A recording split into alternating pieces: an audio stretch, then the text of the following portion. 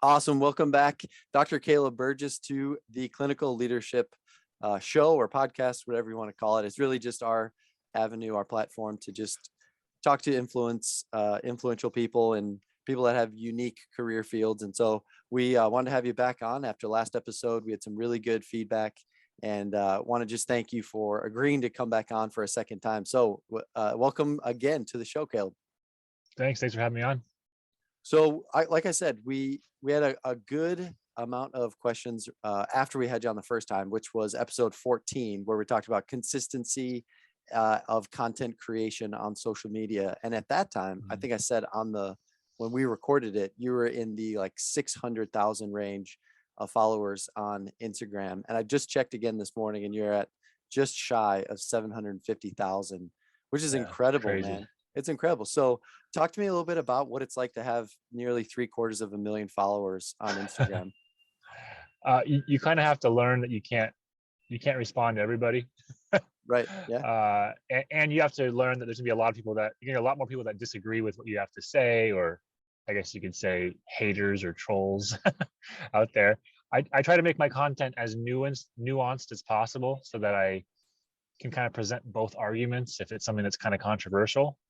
But you kind of just have to expect that and not take it too personally and just realize that not everybody's going to agree with you.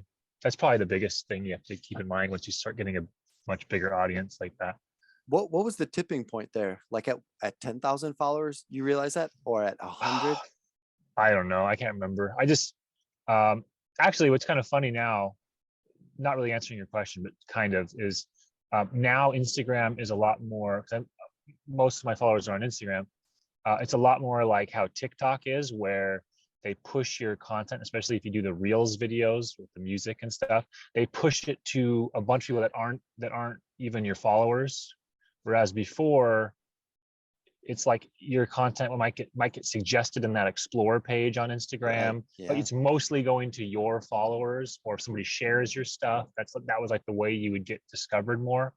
But now, because my content's getting more pushed, everybody's content is getting more pushed to other non-followers, you get more of those random like trolling comments because the person doesn't know you at all. So they think like, oh, who's this idiot saying this thing?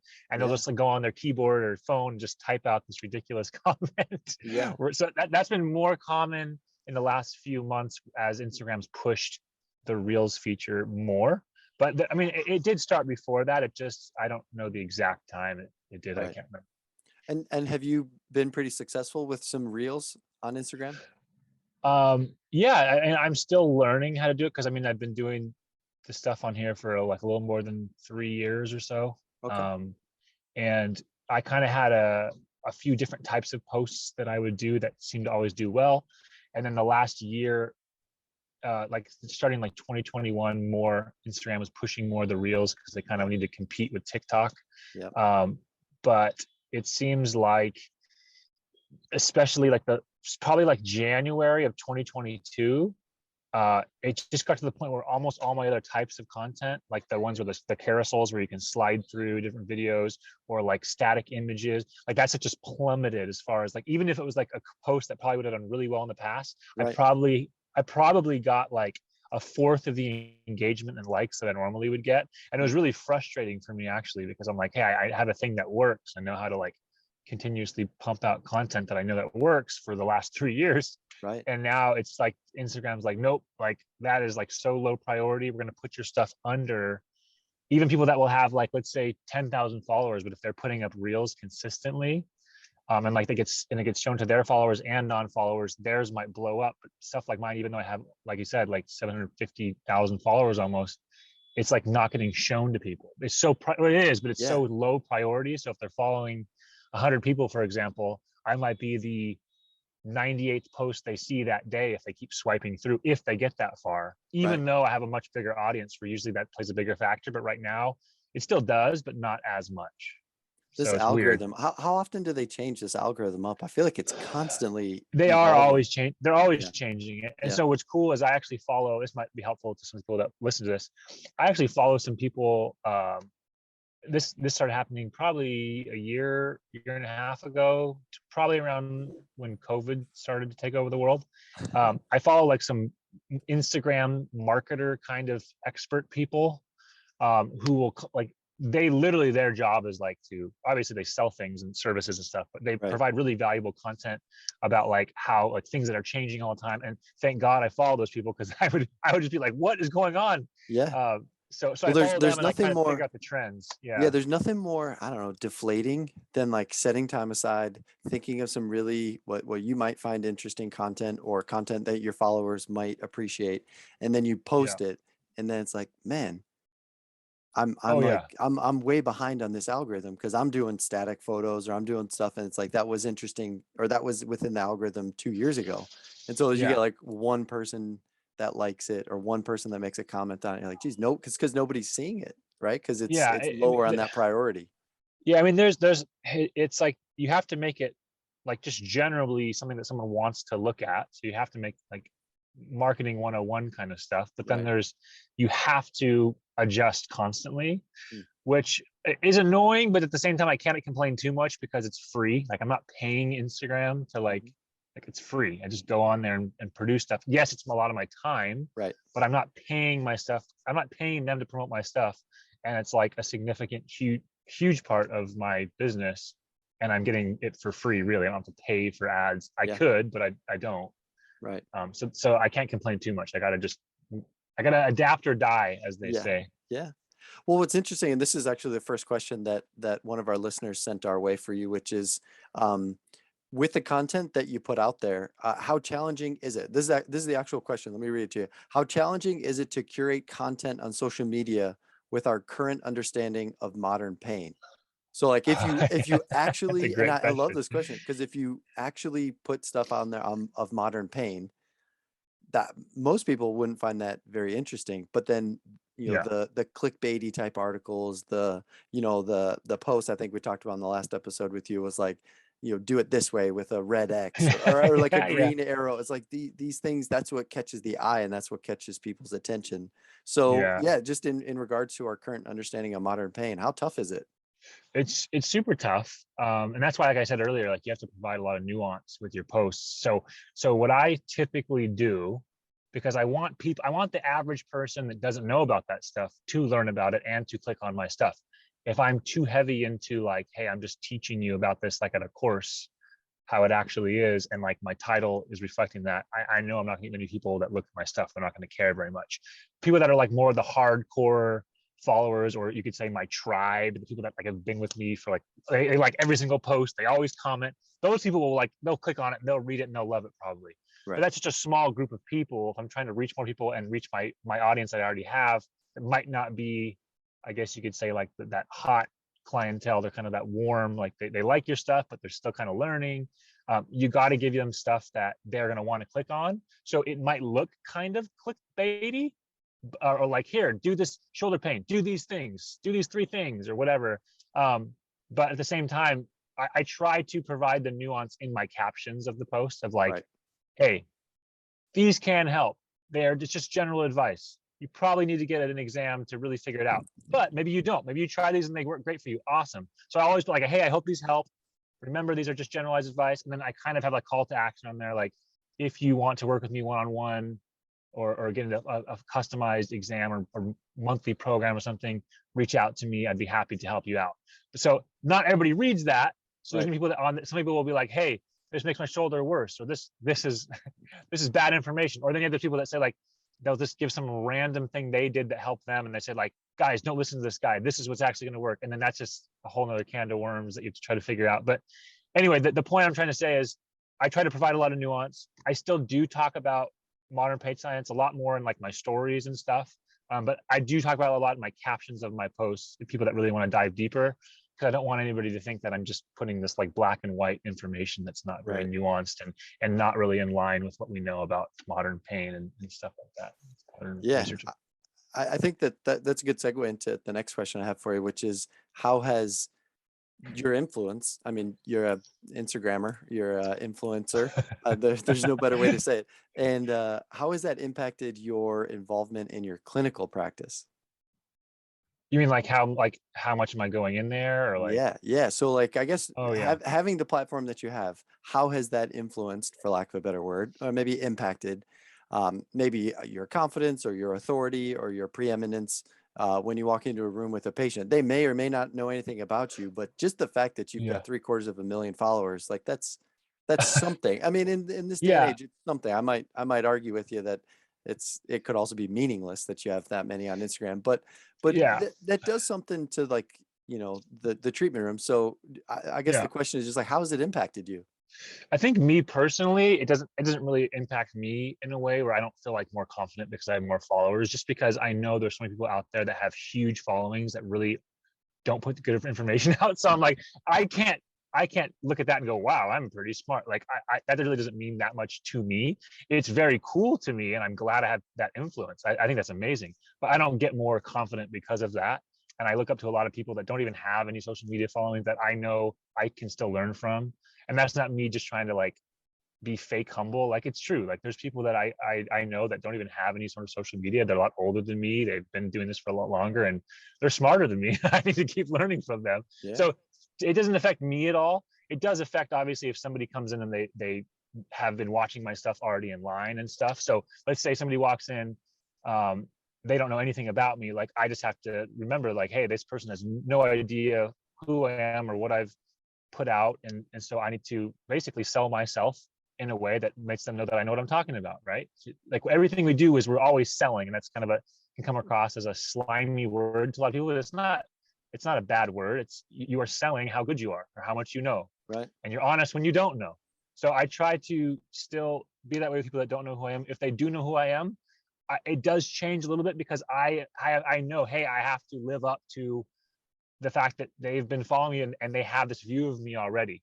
Mm. I'm not saying I try to act different or like I'm like Right. changing my persona, but at the same time, I have to be more aware that, like, this person is coming in like, hey, you're that guy that I've been following and I already know Yeah. you. And Yeah. and there is this expectation of certain things that maybe I'll do things a little bit differently to fit like their idea of, wow, this guy is knows what he's talking about, versus someone else.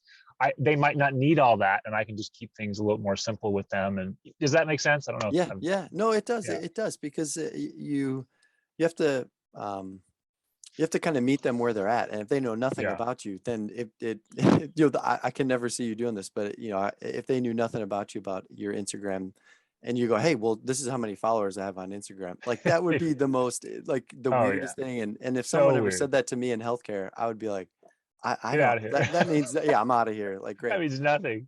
But if someone Yeah. said something online that I resonated with, and I already, had a little bit of trust in that person online for no reason other than they put really good information out there. Oh, heck yeah. When I show up, I'm going to be a little giddy to be, Yeah. work, so there's a little bit of excitement there. And I think in marketing, I think that's called preeminence. I think Yeah. that's a significant thing. And that's also where, the dollar, amount doesn't really matter. If I trust you from what you put True. online ahead of time, and then I agree, and I think Yep. this guy's the one that's going to help, fix X, Y, or Z, or solve Yep. problem 1, 2, and 3 for me. The dollar amount, I mean, that doesn't matter to me, because I view Yeah. you as the trusted source. So Yep. that's why I think you'll see people coming out of their shell a little bit.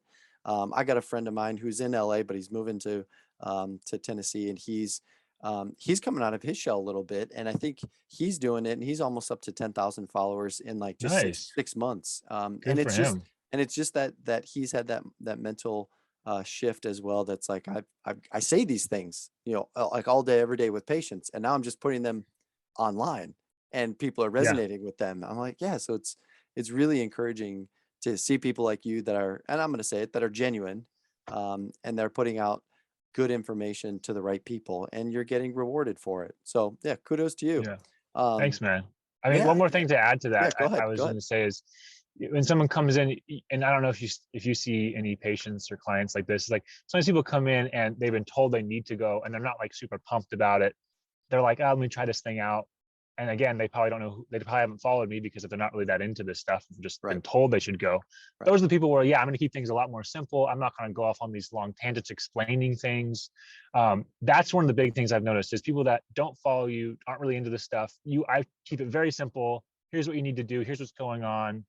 I obviously meet them where they're at. If they want to know more, they want to know more. If not, then I don't. But then the people that have been following me, usually those people, the reason that even if they thought my stuff was helpful, they wouldn't really follow me unless they really liked to learn more about stuff that we know about. So I know when they come in and they're kind of a little giddy and they're like, oh, I've been following you and I love the stuff you put out. I know this person wants me to get like as nitty gritty detailed, explain every little thing, make it fun. Like, let's pull out the anatomy stuff, the skeleton. Let's talk about kinesiology. Like, they want that because then they're like, oh my gosh, this is exactly like the stuff I see online. So I have to keep that in mind, that majority of those people are like that. And the reason, I mean, it makes sense just from what I'm saying, but also I know it because the people that I work with online that reach out to me, that found me online, I always ask like questions. Like at the very end, I have this form, an application form they fill out. And one of the questions is, what should I know about you that would help me like coach you or work with you better? And Brilliant. like That almost is an amazing question, by the way. Go ahead. yeah, and a lot of them say the exact same thing. It's kind of funny. I've seen this over the last few years. They almost all say, I love to know why things work. I really want to know the why behind the exercises. And it makes sense. Like, why would they follow me if they didn't care about that stuff? So they all say that. And so I always know, like, usually people I'm working online, I'm getting really in depth about why we're doing things. People I see in person sometimes that don't know me, aren't really into this stuff, I'm not going to go into that much detail because they don't really care, a lot of them. So I don't have to do that stuff. So that's one huge thing that I've noticed you kind of have to be prepared for versus someone that knows who you are for a while and is looking forward to the visit versus somebody who just is like, hey, this guy looks like I see this clinic here or whatever, or I was sent here by my physician or whatever, you know? Yeah, I think that you've nailed two of probably the best marketer that I've come in contact with, and he's certainly the godfather of direct response marketing, is Dan Kennedy. And you've just marked two, or you could check off two boxes of Dan Kennedy marketing 101 right there, which is you have an application for people to work with you. That is a significant barrier to entry. You know, if it was just sign up here for an appointment, like a lot of people might do it. But if you have an application, then you know the person that's filling out the application, like they're already they're interested and they're engaged. And so then they're more likely to be committed if they fill out this form. So we have a web form on our website as well. If you have low back pain and you want to learn more, we have a free low back pain guide, but it's really a web form that's an application, you know, and there's questions in there that are clinical. And one of them is, you know, what are you missing out on? What would you like to get back to doing? And guess what becomes a part of our treatment plan? You know, the thing that you're missing out on that you would like to get back to. Exactly. And it just, what you said there just reminded me of that, where, you know, what would you benefit most from working with me? Well, I'd like to learn more about X, Y, or Z. Great. You just taught me how I can help you, you know? So it's brilliant. It's really brilliant. I love that. Yeah. Yeah. The application form is so huge for asking the questions that will save us time on the interview anyway. It'll also provoke an emotional response with them to go, oh my gosh, I really want to get back to doing these things or whatever. Yeah. If you're going to call them or they see you already know those main pain points you guys got to start working on. So there's so many positive things that come, and like you said, and you know that they're invested if they take the time to actually write all that stuff out. Right. So there's so many positive things about that. Yeah. So especially with our subacute to like chronic or persistent pain patients that we see, we actually rarely use the P word. We rarely use the pain word, and it becomes more about the thing that they put on their form or the thing that they're missing out on. So they might go like, oh, I had a really rough weekend. You know, we're like, oh, really? Okay. You know, how close are we to getting back to picking up your daughter? You know, and it's about the thing that they're missing out on. It's not about, you know, they were at a 6 out of 10 and they want to get down to a 3 out of 10. It's like, come on, you know, in your world, they're there for information. You know, they do want to squat better. They do want to overhead press better, but really they want to learn the information to do the overhead press, if that makes sense. Like those are two very different things. So I dig it, man. So what's, if you're cool sharing with us, if someone, you know, let's say one of our followers or one of your followers wants to work with you, what are some of the programs that you have to offer for your followers? So right now, I've been doing this for a while. I just do one-on-one consulting, but in a monthly subscription package. Okay. So what I do, and I'll start talking to you right now. And this is something that I say probably like 5 to 6 times a week on discovery calls. So it's like I have a script in my head that I basically memorize to the same thing over and over. Let's hear it. So basically, everybody that works with me, it starts the same. We get like online. We have a Zoom video call where it's like 45 to 60 minutes. I put them through an exam like we would in the clinic. I obviously can't palpate things, but I mean, I can explain how they can palpate themselves, or obviously I can't do certain orthopedic tests, of course, right? Right. Certain tests I can't do, but I explained to them, hey, you know what? Majority of the information I'm going to get is from talking with you subjectively and then ruling things in, ruling things out, checking your movement, checking your mobility, checking your strength, that kind of stuff. I can see that on here. And then if I can't see it live, then I'll go on a, they'll send me a video. I'll send them like a YouTube link of how to perform a test, send it back to me, tell me what symptoms they have or whatever, if it's a provocative test, something like that. Right. So anyway, that's what I have them set up. And then I send out a program for them through an app that's basically a month-long program. And most people that reach out to me, they work out already. So they actually want a workout plan that can work around their issue, but also has exercises integrated into it, and in the main exercises too, that will help their problem. So it's kind of this thing that you normally wouldn't get from an average, I don't want to say average, but most people, when they go to a rehab professional, they're not going to get like this full-on workout plan. Right. They're going to get like the stuff just to focus on their issue. I have people Yep. that reach out to me for that stuff for sure. Yep. But most people are like, hey, that's cool. Like, because I'm doing this other stuff. I'm already doing this workout program, but I don't know if it's making it worse. I don't know. And then I'll have them send it to me, and then, or whatever, if they're already working on it. And then I'll ask them. Some people are like, no, I want to keep doing this thing, but what things do I need to be careful of? And I say, okay, that's fine. I'll give you the like accessory rehabby stuff to help you. But maybe you don't squat as deep. Maybe you decrease the load a little bit. Maybe your frequency needs to go down on your runs or whatever. And then we work through that, which does make it a little harder because I'm kind of like trying to always figure out what workout they're doing. If it's not a structured and it's kind of all over the place, that makes it really tough. Yeah. So usually I'll recommend, if it's something that I think might be a headache, I'll say, hey, let me just take the reins here. We can always get back to that thing later, but let me put together a program for you. And then I'll add in the stuff that I would give to you if you just came to see me in clinic too. So I do that. I know this is kind of long, but hopefully it's helpful. Oh, this is great. And then I have 3 different tiers. I learned this a long time. I don't remember when I first started doing this. It just seemed like the 3-tier option would probably be best.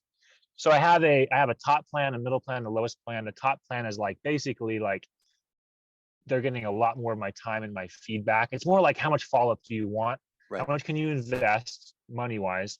How much time can you invest, obviously time-wise? And how much do you actually need?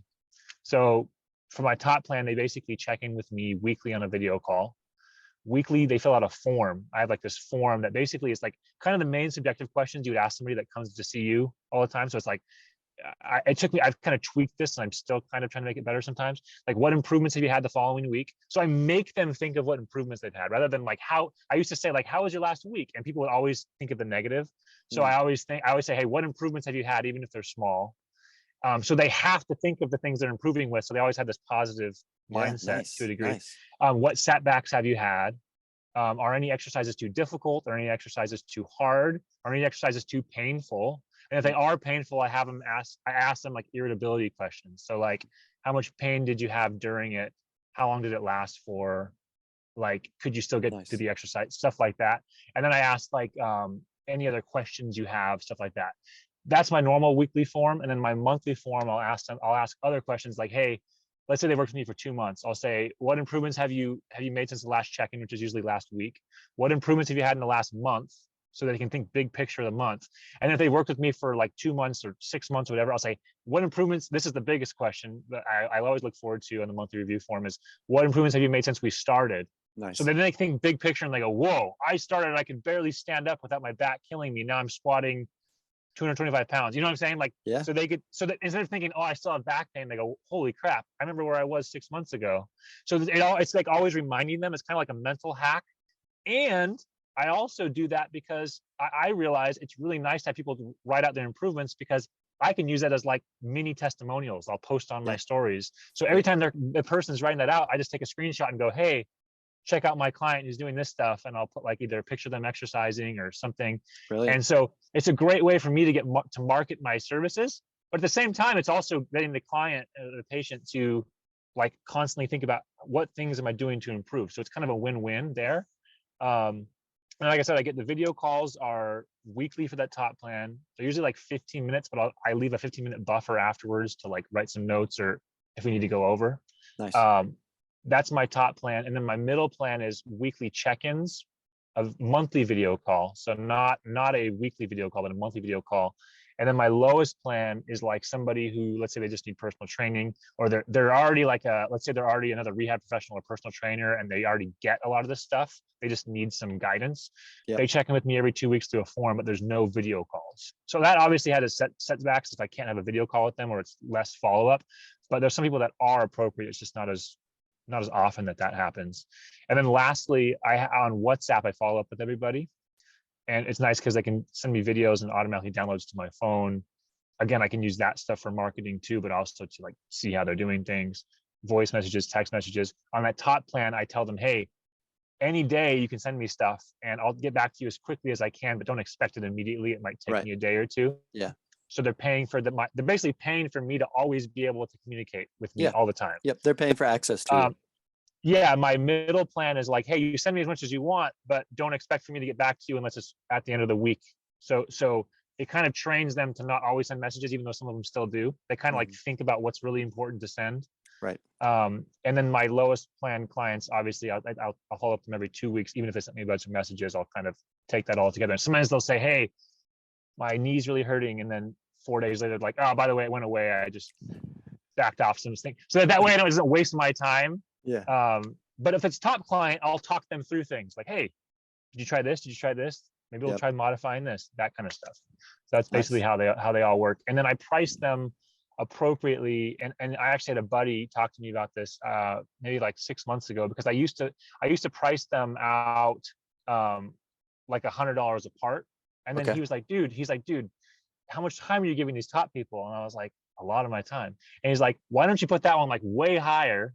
Yep. And then make the one that you want them on that takes not much time, but also gives you the like really good results still, that middle one. Yep. Why don't you make that significantly lower than the top one, but then the lowest one, make it really close to the middle one, so that they almost feel like they have to do the middle one because the lowest one is.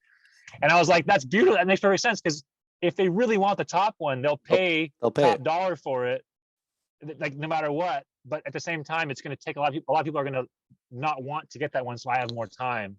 And they'll go more to the middle plan. And ever since we did that, because I was starting to get too many people on that top plan, it was getting kind of crazy.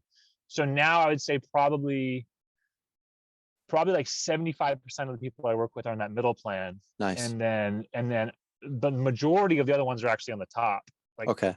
And then like a tiny bit on the bottom plan. And part of that is because on that discovery call, I tell them, hey, I don't really recommend this for you. Yeah. Unless it's somebody who literally, like I've had people like I've literally had other physical therapists or coaches, like CrossFit coaches, that are actually pretty knowledgeable. Yeah, which that would be an appropriate recommendation then. Yeah, because they don't need as much feedback. So and we talk about it like, it's just a little nagging issue, I just need some guidance. And I'm like, yeah, you can go on that bottom plan, it's fine. But then a lot of them still go to the middle plan because they go, hey, it's only a little bit more a month, and I get more feedback in a video call at the end of the month. So it works out pretty well.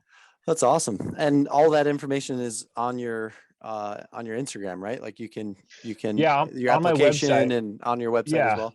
My website has it, not in as much detail as that. It's more just a general, like, hey, you get this many calls per month. But I also have like, I'll send somebody if they want to work with me. I have Google documents basically that have it all written out. Nice. So that they can like refer to it. Now is having, this is the final question that I've got for you, is the amount of followers that you have on Instagram, is the ROI better on your platform of Instagram, or is it better on this kind of training, personalized, what do you make, if you don't mind me asking, what do you make more from? Oh, for sure, the one-on-one stuff. So the Instagram thing, were you talking about more like sponsorships and that either kind of sponsorships stuff, or just like affiliate stuff? Yeah, affiliate. I don't know if I haven't. It's not even close. Yeah. Wow. Like it's funny because this is a random side note. This is hilarious because my family, like, this was like a year ago or a year and a half ago, they were saying like, oh my gosh, how many followers you have, you should be having these sponsorship, and like almost thinking like he's got to be loaded, or he should be, because of how many followers he has. And what's funny, and I'll try to keep this short, is a lot of people don't realize that in like fitness or rehab, that kind of stuff, unless your page is like solely devoted to partnerships and that kind of stuff, which a lot of people don't really like because they're like, hey, this guy's just constantly selling me things. Right. I mean, you have to be really slick about how to do that without looking too selly all the time. And it's really hard to make a lot of money just from that. Now, if you do YouTube, it might be a little bit different because you get more kickback from YouTube. I don't really do that. Right. But like if you're like a fashion person or something like that, it's a lot easier because they're constantly like, they want you to display their clothes, and that's your main posts anyway. Right. So you can always be promoting things, and those people literally make a living on Instagram or whatever social media. Or someone like me, I'm like telling you like information about your body. It's harder because I'm not really selling a lot of products. Right. So it more comes down to, hey, people are interested, they want to know more about how to fix whatever issue they have. And so the actual personalized stuff that comes from that audience is far and above what I actually make directly through Right. Instagram. Now you've probably seen, I do promote a decent amount of stuff, like clothing, shoes, and stuff like that, but like most people aren't following me for that stuff. They might just go like, oh, that's really cool, I like that, let me buy that. So I'll make a little bit here and there, but it's not like I couldn't cut my other thing out and be like, fine, like there's no way. Yeah. It's more of a perk for me to get free stuff and say, by the way, guys, I'll get a few $100 every couple months or something just from some stuff some people will buy, but it's nothing crazy. Yeah. Well, I could make a bigger effort to do that. Yeah. But it hasn't really been my priority just because I'd rather work with people, and it is more profitable. So it's like, why stop doing that? You know? Yeah. No, and I think you're right. There's definitely a balance between, the pages that are just constantly putting out, paid promotion of this, and this, and then then you can tell, okay, they've got a large following. They're just trying to peddle out as many products and things that they can. So yeah, I guess that's absolutely something that I'm not familiar with in regards to the monetization you even mentioned of YouTube. The more views you get paid, and so there is a difference there between YouTube and Instagram and the different platforms. I don't even know how you can make money on TikTok. Go ahead. Well, TikTok, I'm not even on TikTok. I mean, I technically probably should be, but I'm not. But they actually, a couple of years ago, they reached out to me when they're still called Musically. Oh, And really? I didn't know that they were actually going to be a thing. And I kind of just was like, whatever, Yeah. which is dumb on my end. But they literally, I had friends that like have really small followings on Instagram, but they end up going to TikTok, and TikTok like takes care of, like they actually like send them things like gift packages. Like I think they pay them out for like just posting. They'll actually pay them stuff. I don't think it's anything crazy, but like that's not what like Instagram or Facebook or anything like that does. Because I think TikTok really wanted to grow, but I don't know how much they do that now. Maybe for one of the top creators. But Instagram is going to be paying people now for reels that get a lot of views. Oh, wow. So they actually are going to pay for that. And there's also a thing, if you do live video, people can actually send you these things called badges, where they basically are just saying like, hey, I support you.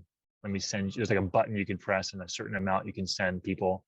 So there are some ways to make direct income from Instagram, but it's not anything huge, I think, for most people. Yeah. It's crazy. It's crazy I know. what's out there.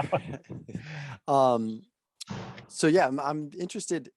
So going back to your training side and the clients that you work with, I think it would be safe to say that you wouldn't have the clientele quantity now without your social media involvement. So it is kind of a chicken or the egg thing, but it's also, that's the monetization side of it, which is cool. I mean, it's really important. So one thing I've started to ask people is like we just had Greg Lehman on a podcast recording, and nice. he put out like a pain guide. I don't know if you ever had a chance, but it's like a 70. That's awesome. Yeah. And so he put it out there, and he stopped keeping track of how many emails he collected. But he said on the show that he got 25,000 emails just from writing this book and putting it on his website for free. 25,000 emails. So I just thought this would be a good question to kind of close out. Do you keep track of emails? Do you have like a patient database and or any emails that you have had some type of lead magnet from your social media? Like, do you have 750? Like an email list or something? Yeah.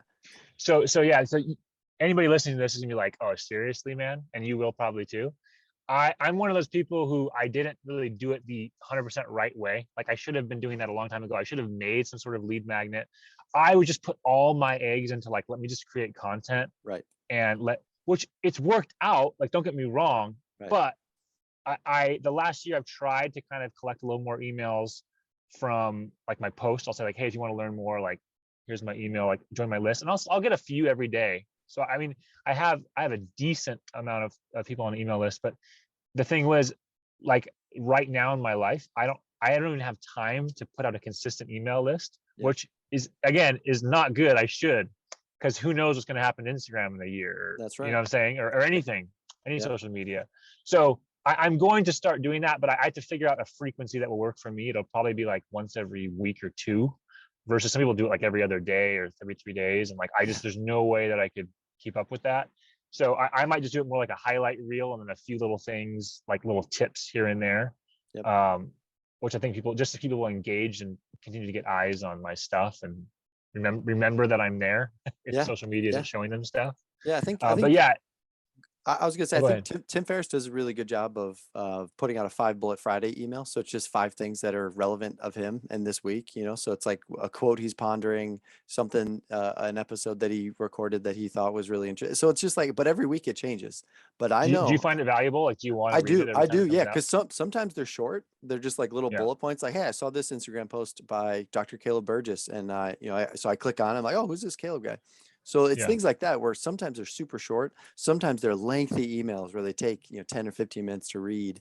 But yeah, I do find them incredibly valuable, and I look forward to them every Friday to see, hey, what's going on yeah. in Tim's world this week. So I've read stuff about like saying you need to be posting every other day or every day, and I'm like, I sometimes I'm like, I know myself, even if I'm interested in it, I would not want to be read.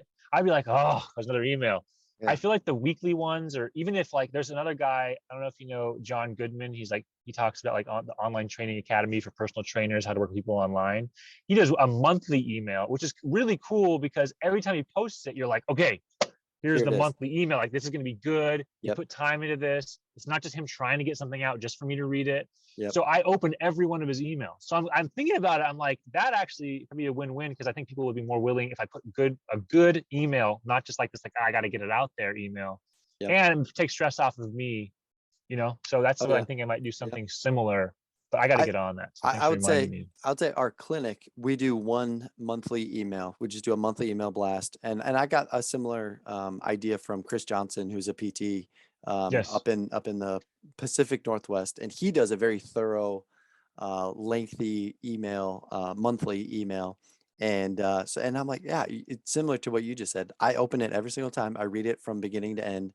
Yeah. But it's dense, and there's a lot of material in there, and dense in a sense that there's not a lot of videos. It's just like he's writing, and I hang on every word. But Yeah. so we decided to do that with our patient list, and like a strange thing happened. I think they say average open rates are like, depending on your industry, it's like 3 to 5%, right? Yeah. And our email rates with our practice is well over 45%. So when we do send those emails out, like pretty much half of our patients are reading them Wow. every single month. That's awesome. Versus, did you do it more frequently before? Before, we've done it like a weekly, and it was like 15, 20, Yeah. 25% tops. So it's like we're getting more people to read it when we just do it less, which Like, is make it really yeah, good, yep, and people are gonna go, they're looking forward to like, oh my gosh, yes, I want this email. right, Not right. versus it being kind of an annoyance, because I've read some marketing books about you got to do the daily stuff, and I'm like, Yeah, I just feel like people don't have time to constantly do that. Like, yep, they're just gonna, it's gonna just look like another thing to delete out of their inbox because you yeah, get too many, yep. you Oh know? goodness, I just signed up for something just to check on this one website on this, it's basically like beef, like online. I was just looking up, and I got like 6 emails in the first hour because I'm gonna try to get some. Yeah. So Yeah. I'm like, I want to get some good beef because the prices of beef have just shot up in the store. So I was looking online. There you go. I started searching online, and opted into their email, got $10 off my first purchase. And I looked right before we hopped on this call. I looked and I had 6 emails today alone from them. I was like, I'm not even fully a customer. I haven't bought anything Yeah. yet, and I'm already starting to get just a little bit annoyed at how many emails. So, Yeah, it's too much anyways, sometimes. it is. You're right. It is. All right, I got to stop us there. Caleb, awesome. Always a pleasure to have you on. Thanks again for taking time out of your day. And No any closing problem. comments that you have for our followers, our listeners? Yeah, something popped in my head a few minutes ago. I think a lot of times people get so caught up in like, hey, I have to have this like really big online following or whatever to work with people. And honestly, if your goal is to get more people in the door and stuff like that, if you have like a brick and mortar facility and stuff, like, honestly, you can get more and probably better quality clients by just doing the stuff in your community like reaching out, word of mouth, that kind of stuff. So I think too many people get caught up in this, like, oh, he must have like 1 million people coming in. It's like, if you want to work with people online around the world, yes, of course, you need to have a strong online following. But if it's more like, hey, I want to get patients where I'm at, or clients where I'm at, like, you can, I know people that are just killing it, don't have a big online presence, but they just are really big in their community because they've built a lot of connections and stuff like that. So that's another route too. People don't have to feel like they're screwed if they can't get their following to grow on their social media or whatever, Brilliant. I love it. It's a great place to end. I think it's extremely wise and pertinent to a lot of us in private practice, For that sure. we can have a very local focus to our marketing presence and impact our community. So brilliant. Sure. Appreciate it, Caleb. Thanks again for hopping on. No problem.